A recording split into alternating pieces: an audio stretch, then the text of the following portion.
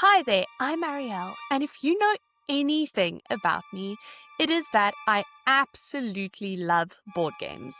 I mean, here's what my house looks like.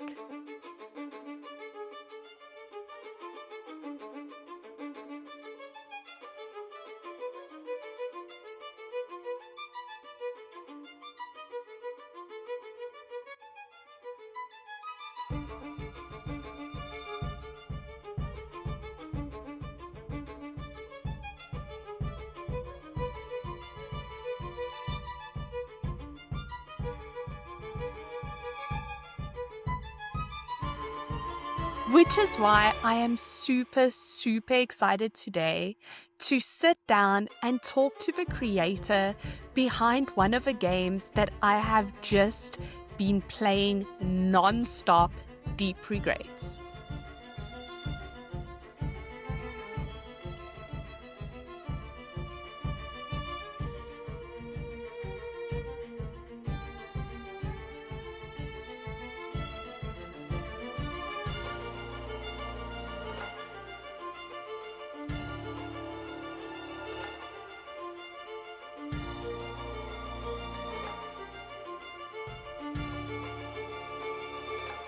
So with that, let's sit down and talk to its creator, Judson. Could you please introduce yourself to those who might not know you and tell me a little bit about how you ended up designing board games? Was this something you always knew you wanted to do? Did I always wanted to do it? I don't know that I always knew it was something you could do, honestly. It's like not, no one mentions in primary school, the possibility of being a board game designer. I did as a little kid, I used to make like stupid games on sheets of notebook paper where you like designed monsters and gave them arms that had different weapons on them and stuff. I grew up playing things like Magic the Gathering and things like that, that I had a big impact on me. Um, I never wanted to be a board game designer until maybe in my like late 20s or something. I came back to the hobby. I kind of stepped away from it. I think I don't know, but maybe a lot of people had this experience, but there was like a period where I was in uni where I was too cool for that. I was like, I'm an adult now. I do adult things. I don't play board games anymore. And then kind of realized, no, wait, I'm an adult. I can decide what that means. And that means I can play as many games as I want. So I like got back into these gateway games like Dominion and what else did I play around that time? Tales of the Arabian Nights, Talisman, just like, what was popular in early 2000, that kind of thing. And kind of started paying attention to the hobby more closely. And then started doing my own stuff in like 5 years ago, started working on my first game and was able to kind of move out of my corporate job into full-time board game development a couple of years ago, which was very cool. And alongside of that, like I've always worked in advertising prior to my role as a board game designer. So I was in-house in like agencies in the US, and then I moved to the UK and I was like creative director at a place called Skyscanner.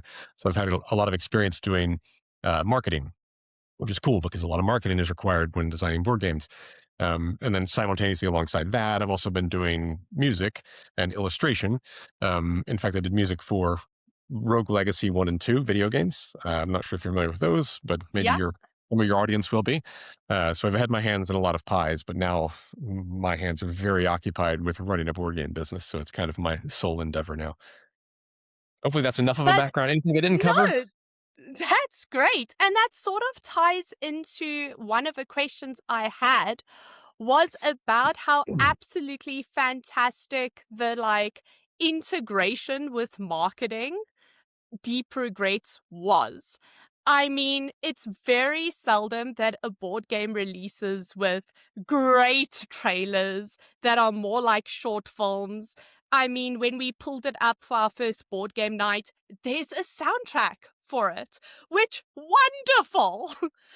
Was that something you always knew you wanted to do because of your background in marketing?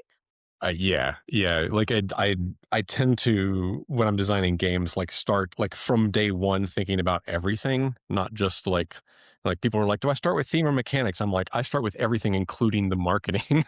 Like I already with Deep Regrets kind of knew, I want this to be a horror fishing game. I want it to be cartoonish. I want it to be funny and spooky and like gross. And I want there to be this trailer about this like, s- like this fisherman carrying a heavy onus of regrets that's eating horrifying things. So, like, I already had this kind of like vision of everything that kind of came together over a lot of work over the course of a year. So yes, and my next game I'm already working on, called it's going to be called Personal Demons. Same kind of thing. I knew day one kind of what I wanted the trailer to look like, and that I wanted puppets involved. And I'm having those puppets manufactured now, which is very exciting. There's like a local company here in Edinburgh called Picture to Puppet. It does some sketches, and they're off making puppets for me to use in my next trailer. Talking a little bit about Personal Demons, I followed it on Kickstarter. It looks absolutely striking, very uncomfortable, yet very human. What does the phrase personal demon mean in the context of a game? So it's kind of a game about mental health, about like dealing with your inner demons. So your personal demons are like literally the things that weigh on your consciousness day to day, represented by literal demons in this case. So it's kind of like an, an analogy of mental health using summoning and sealing away your inner demons to represent the battle with mental health. And then, sort of with both of them, because they're both so absolutely unique. With Deep Regrets and with Personal Demons, was there really like a piece of fiction, a real world fear, a movie that was the inspiration behind the art direction for the games? The art direction. Well, I mean, Deep Regrets obviously took a lot of inspiration from a video game Dredge, which is made by Black Salt Studios, which is very cool. Like the core concept of like horror fishing was something they kind of, I think, were the first to do in the game space. There's always been this relationship between the sea and horror, going back to like Lovecraft and Jaws and all that kind of stuff. The Lighthouse, the film The Lighthouse was a big inspiration visually. Like stylistically and art direction wise. I take a lot of inspiration from cartoons and comic books. So like the art style that I do for all of my games, I kind of have like a style that I work in. Feels a lot like I don't know, like there's probably some Matt Groening in there, like Simpsons, Futurama type stuff. Like you can see a lot of that. Like I grew up watching that sort of stuff. Or the there was a show called Ah Real Monsters. Wait, I have here's a little figure from Real Monsters. He's missing an arm, which is a Nickelodeon cartoon from like the early 2000s, late 90s, something like that. It was kind of after my time, but I still was interested in it because I like monsters. But that studio, Klasky Supo, is the name of that studio, and they did a bunch of shows like Rugrats, and I think they did Rocko's Modern Life, and all had this kind of like squiggly art style. And I think I have a really unsteady hand. I just did a talk about this last week at the illustration school here, so it's all fresh to mind. So like I lean into the imperfection of my like kind of squiggly hand and pick up that sort of style. So comic books, I am a big fan of Hellboy, like Mignola's work. My work doesn't look like Mignola's, but like later in the Hellboy series, there's another artist named Guy Davis that did a bunch of stuff for Hellboy and DPRD, and he went on to do art direction and monster design for films of people like Guillermo del Toro. He worked on like Pacific Rim and Hellboy 2, and maybe was involved with Pan's Labyrinth. I forget, but I take a lot of inspiration from the work that he did as well. And then, like, when you sit down to create a board game, what is the first thing you focus on? Do you see what it looks like? Do you focus on mechanic first? Um, I've always thought of it like trying to design an experience rather than thinking about mechanics and the theme that goes with them, like thinking about what experience you want to deliver for people. So, like, I kind of knew with Deep Regrets, I wanted it to be a horror fishing game that has some of these mechanics, and I wanted it to feel a certain way. I wanted it to feel somewhat like fishing, like it needed to feel like there's a lot of luck involved, and you never know what you're going to get, and there needs to be a fear about picking these things up and not knowing if it's going to have a negative or positive effect. So that's kind of like that was where the idea started for me. It was like I know what I want people to feel while they're playing this, and what mechanics and theming helped us to serve that experience the most effectively. Same thing with Personal Demons. Like there's an experience I'm trying to craft there where it needs to feel like a ritual, like a seance. So like all the things are designed to look like they're part of a seance, and like the actions are all simultaneously. And you do things like as you're part of like a coven of people sitting down to do like a ritual to summon demons.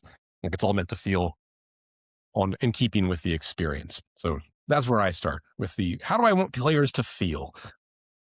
But you missed a core part of a fishing experience, lying Which about is the size of fish that you catch. oh yeah, yeah, line. That's a good yeah. I should Next be able to expansion. catch a small fish and be like, it's large. You're right. That would have been a really good inclusion. I'll have to think if there's like a way to wedge that in a future expansion or something. How to lie about your fish. Yeah. And then I take it deprograde. you've Yeah. been fishing. No. No. Okay. Surprisingly, I am exceptionally anti fishing. I don't fish. I don't even eat fish. But fishing in games, Yeah. video games, board games, I love it. Give me Yeah. a good fishing thing. I'm there for it. In real life, I'm like, no, thank you, not for me. I did grow up fishing. I lived on a lake in North Carolina for a bit.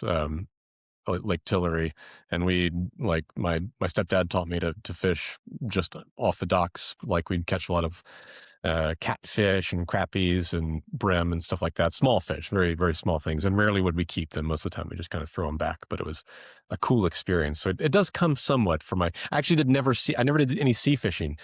Once I fished off a pier in the sea, but I never actually went out on a boat. So I haven't had the actual deep regrets experience.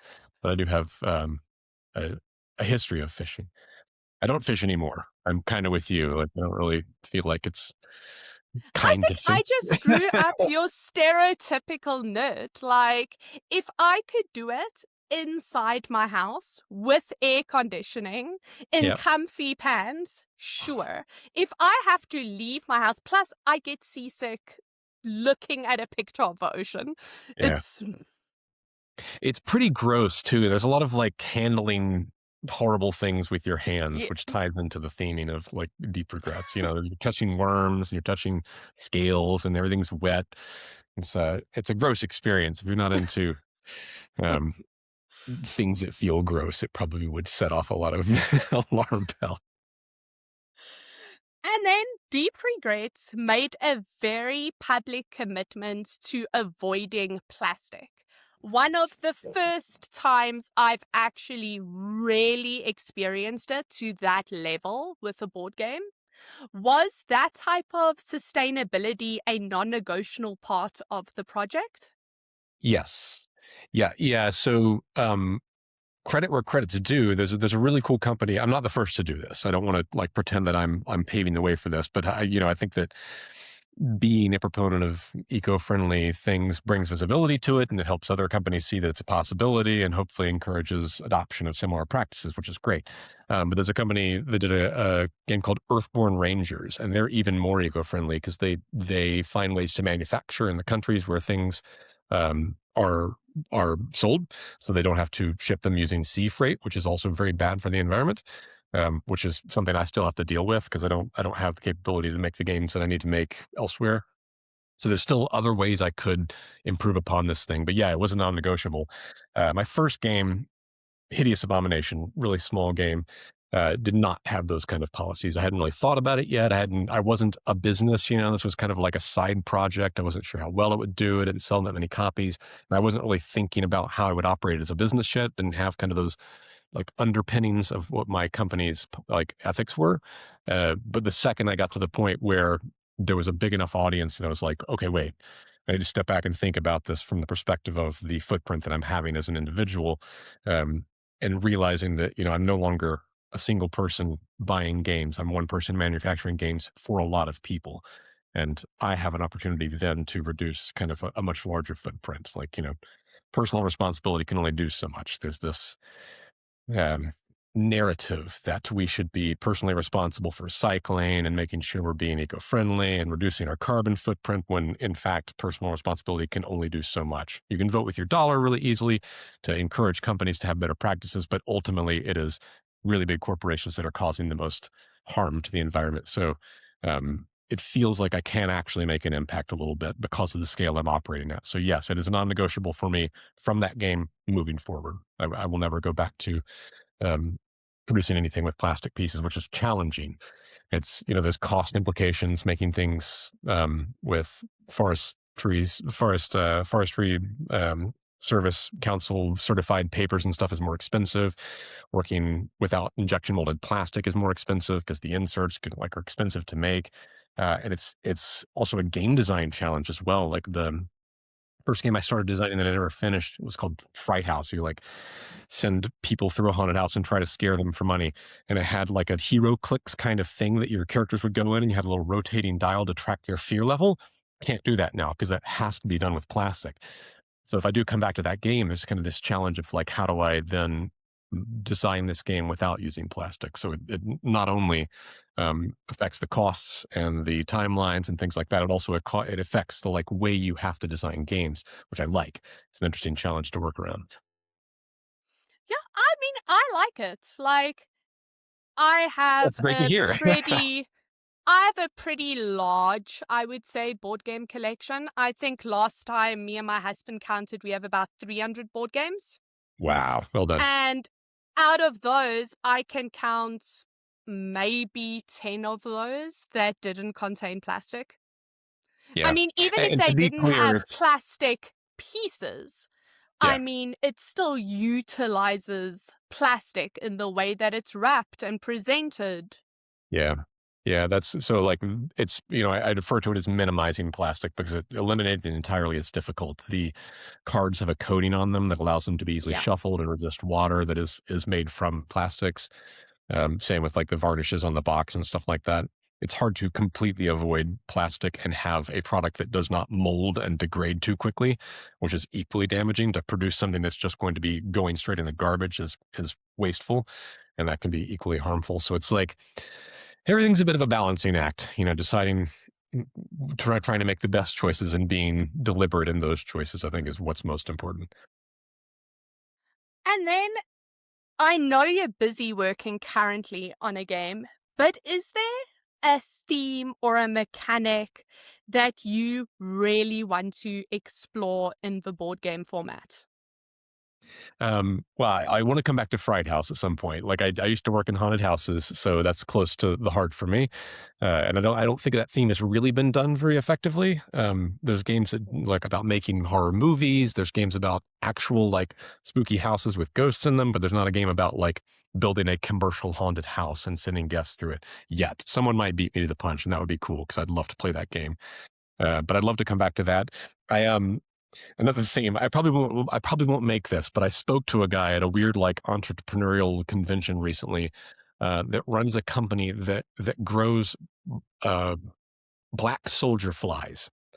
Like they literally farm bugs, and what they're farming is the like larva they use to break down biodegradable materials. Like they sell it to farmers and like production manufacturers, so that they're like operating at a huge scale for growing fly larvae. And that just sounds like a really interesting game concept to me. I could see like a heavy euro where you run this like factory that like tries to grow larvae. It's gross, I don't think it's very marketable. But like I just like everyone else at the convention I was at would like kind of hear this guy say that he grew flies and be like, "Oh, that's nice," and try to extract themselves from the conversation. I was like, oh, "Tell me more. Talk to me about your flies." I love it. That reminds me of those like really cringe creature features from the early like 90s. Yes, like slugs. Yeah. Yes. Ticks. There was all kinds of like giant versions of insect movies. And then if you could take any existing board game and be able to put your own spin on it, which one would it be? Ooh. Do you mean like restyling it, like keeping the game as it is and just kind of like applying my art Whatever you direction want to to it? do. Whatever you want to Um, do. If it's an artistic change up or you want to tweak some mechanics. yeah. Oh man, that's a good question. Let me think about it. Are we on the clock here? Are you timing me? No, not at all. um, there's what I've been wanting to do fan art for that would be really easy is there's a Button Shy game. Do you know Button Shy? They do these little wallet Yeah. size games. I did a game for them recently called Shallow Regrets. One of their most popular games is a game called Skulls of Sedlec, which is a great little two player like you do stack skulls up. and I would love to do just like a fan art redrawing of that. I might actually do it just for fun because there's only 18 cards, so I could do it in like a day or two, which would be great. I think there's a lot of like opportunity to make that theme really sing, not change the theme at all, just literally apply my art style to it. That would be really fun. Um, what's another like bigger game that I would love to reapproach? Um, I recently played Moon Colony Bloodbath. Another one I would Okay. love to just redress, like reapproach stylistically. I think it's an interesting concept and it's a fun, quick game. But the theming didn't come through quite strongly enough for me. And like the art style, I feel like was lacked the kind of campy 80s horror flick punch I wanted it to have. And I would love to like come back to that one and just again redo all the art and the design and keep it with me. That's two. I can't think of like a game that I would like totally design. It's more kind of like, oh, what would I like to see my art style applied to? I love that. And then, okay, let me try that again because Yeah. apparently words have eluded me. What are some board games that you really enjoy playing yourself when you aren't busy working on them? mm, um, one of the games that like got me into designing games that excited me enough about games that I was like, oh, I'll try and make my own. Was the Mind Clash games game Tricarion, one of their older titles. They just did a So reissue of it good. with yeah, it's like extremely heavy, right? I played that, and that was I think a lot of game designers have the same kind of problem when they get started, where they're like, "I'm gonna make the biggest, most complex game possible," and it's unmanageable. So that was what like Fright House was modeled on Tricarion quite heavily, like that level of complexity, and doing that as your first time design is untenable. So I scrapped it and started making simpler stuff. Um, but I love Tricarion. I think the theming, the art, everything comes together really nicely into a very cool experience. That it has a lot of variety and replayability, which I love. And I haven't tried the new expansion. I've done like the dark alley that comes with it, which is great, but I haven't done the new expansion. I'd love to give that a crack. What other games do I like? I like stupid fun group stuff like Camel Up. Like I love that kind of game where you kind of get together and just everyone's cracking up the whole time you're playing. I've really wanted to try in a similar vein. I haven't played either of these, but Magical Athlete and uh, Hot Streak, both of them racing games. I'm just kind of thinking off the back of Camel Up there, but like that I kind of thing I love. Like just a stupid, simple concept that has a surprising amount of depth to it and like player agency, but that there's like a heavy element of surprise and luck and stuff that kind of keeps you guessing and leads to some hilarious situations. Like anything that I think makes a memorable moment in the game is what's important to me. I don't like really it's funny that I say this because I just mentioned Terrarium, but I don't like really fiddly Euro stuff usually, where there's no opportunity for big kind of set piece moments, which is you can probably see that in the games that I design. Like I like for there to be a second where you're like, "What the hell is going on? How did this happen?"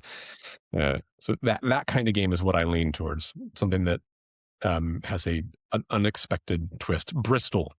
I played Bristol recently, where you're trying to escape from the plague. You're all riding on this little bit of social deduction. Is it Bristol something? You know the game I'm talking about? I Yeah. think it's Bristol some date. You're like riding on wagons trying to get out of the city without getting the plague. And there was a moment at the end where like I was on a carriage with another guy and we were winning and we were just about to cross the finish line, but you can kick someone off of your wagon because if you cross the finish line with them and they have the plague and you don't know it, you lose. So I just like as a side thing kicked him off and he got hit by another wagon and died and I lost because of that. There's like a rule where he didn't even have the plague and that was just like it absolutely ruined my own day. Like the giving your players the ability to do that kind of thing to like ruin their day. I think it's very cool. I lost, but I had so much fun because of that. Like there was, kind of a moment that unfolded that was really ridiculous. I love that kind of thing. But I completely agree. I think that is what makes a board game special. Like, I have this core memory where me and all of my friends played Zombicide together. Yeah. And we had been on this one level for, I want to say, 2 hours. And we were right at the end, like literally right at the end. And our one mate was in a room surrounded by zombies. And I don't know what went through my head, but I was like, don't even sweat it. I have a shotgun. I will save you. And I am rolling 6 dice. And for anyone who's ever played Zombicide, if you roll any dice number that is not a 1, you're golden. You hit the zombies, everything is fine.